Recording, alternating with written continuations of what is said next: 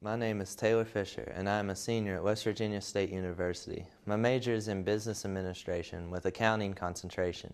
I will graduate in May of 2016. I am currently enrolled in an academic internship program.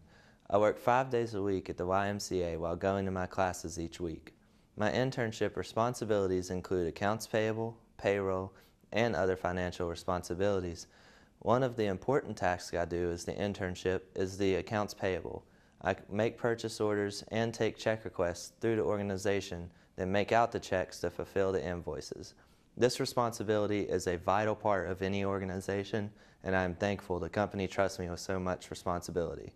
I am also work on the financial statements and Excel documents for the end of month and the end of year.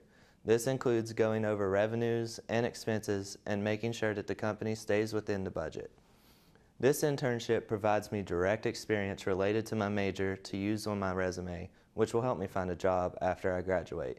I highly encourage everyone to contact Dr. Beju at the academic internship programs and enroll in an internship course. It is a great opportunity that is available for you at West Virginia State University and can highly benefit you.